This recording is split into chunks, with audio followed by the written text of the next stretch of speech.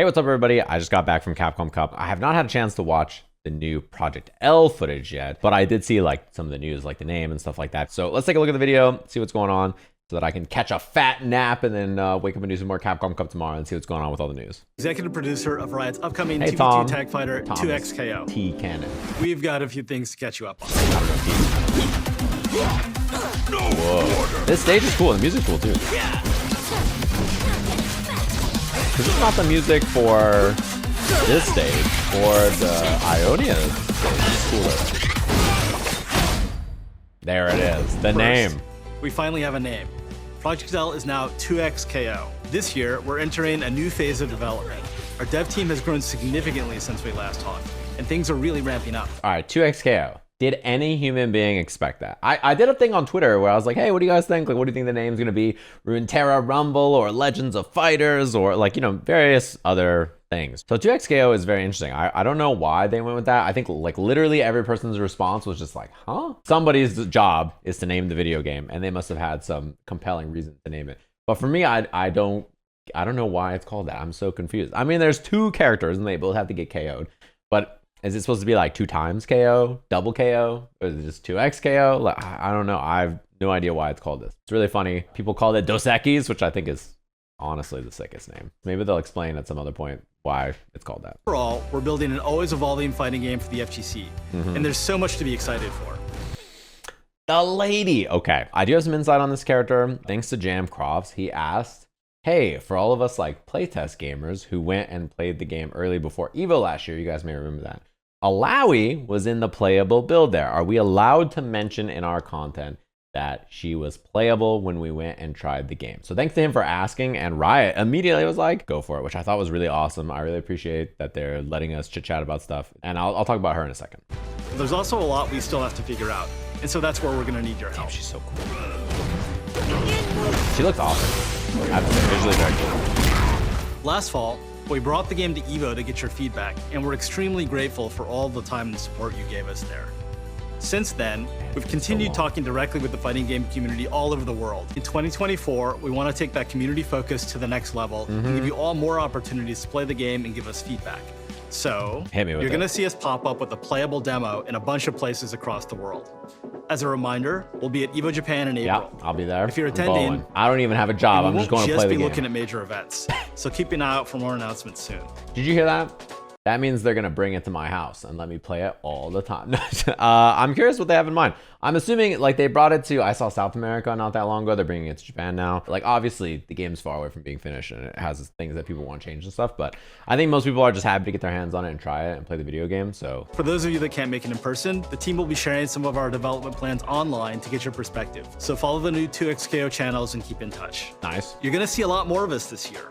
And we think that this community-first approach is the most effective way to make 2XKO the best game it could be at launch and beyond. I didn't know 2023 was us in Project L heads down mode with a really valuable check-in at EVO. I did know he could hit that, but I've never seen that comp. Will be about getting you more involved with events, updates, and yes, maybe even some at-home playtesting. Don't put maybe on there, bro. Listen, I need you to put that hand down and do not do this. I need you to tell me that we can do a little demo action and play at home in an open beta. Hit me with that. Come on, man. I'm begging. And in 2025, we're aiming to fully launch on PlayStation 5, Xbox Series S and X, and PC. Okay. What you can do right now is head over to play2xko.com to register for testing. I'm sure you guys have done this sign up is specifically for upcoming playtests, so you'll need to sign up again, even if you've registered your email before. We've come a long way since first announcing this game, but we're so excited for this next chapter.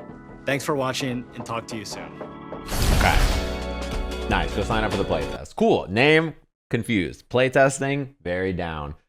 Playing at events, also very down. I always, want to play new fighting games. It's always new and shiny. And I like versus games a lot.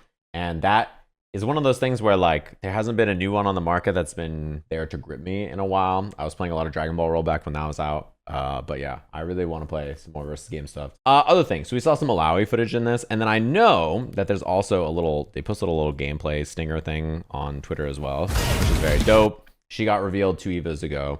The other thing about this character is I think she was very unfinished in the version we played. Obviously, she looks fantastic here. And I've mentioned this before, but like I play tested another fighting game like 7 years ago, where like every time a character would attack, their model would be like this, and they would like T-pose.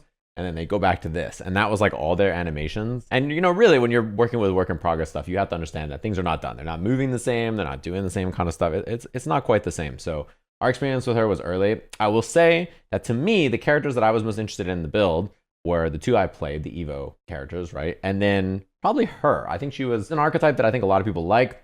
Big bruiser character with like huge stuff that you can swing out there and you just beat the other person down. I think for a lot of the same reasons that Marissa is very popular in Street Fighter 6. So let's see.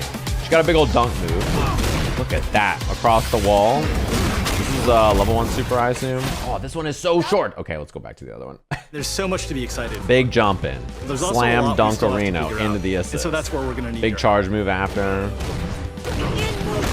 Nice. Hard knockdown. Level 1 super Slammerino. And you saw one thing that's interesting, and this came up a lot in the playtesting and stuff too, as at the end, it's like a single frame. You can see this tentacle that gets stuck. She had a lot of moves like this, special moves or other moves that she can do that like plant the tentacles on the screen and then they will attack. And she was doing the same kind of stuff in the build that we played where like her super assist is like this big super tentacle slam that's really wild and takes up a lot of the screen. She can set up a lot of like traps with the tentacles and like it will hit you. And then she has that on top of her mix-ups on top of your assist character. So she was like this big scary brawler with big buttons and stuff who could also put down these tentacles on the screen and then beat you to death with them. And yeah, it was gnarly. I think she was very well liked amongst everybody who was trying. And yeah, she has a lot of that kind of stuff. These kind of like lunging, far-ranging moves, stuff that plants tentacles on the screen. And then you have to deal with them smacking you after. And then she gets to like, you know, mix and do other stuff while the other character's there. Adds another layer on top of it. Yeah, I'm happy we got to see some of her here. They've announced the name. They announced the game's going to be playable at more places. I'm hoping that there's more characters that are finished. Like she looks pretty finished to me in this, but I really hope we get it hands-on at something else soon. Like if not Evo Japan,